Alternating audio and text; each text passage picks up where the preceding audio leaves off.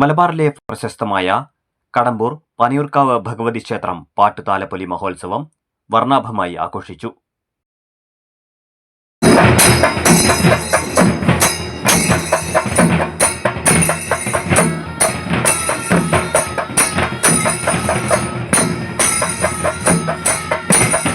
ജനുവരി 20 തുടങ്ങിയ താലപ്പൊലി ആഘോഷങ്ങൾക്ക് 27 പാട്ട് താലപ്പൊലിയോടെ സമാപനമായി.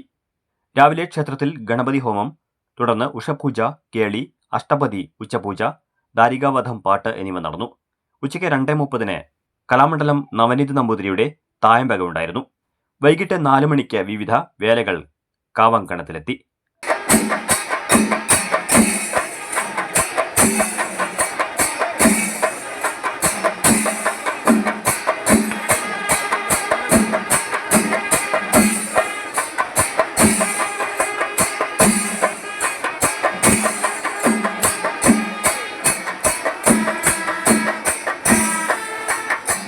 തുടർന്ന് രാത്രി 8 മണിക്ക് തിരുവനന്തപുരം പാർത്ഥസാരഥിയുടെ ഇതിഹാസ നൃത്തനാടകമായ പളനി ആണ്ടവൻ ബാലെ അരങ്ങേറി.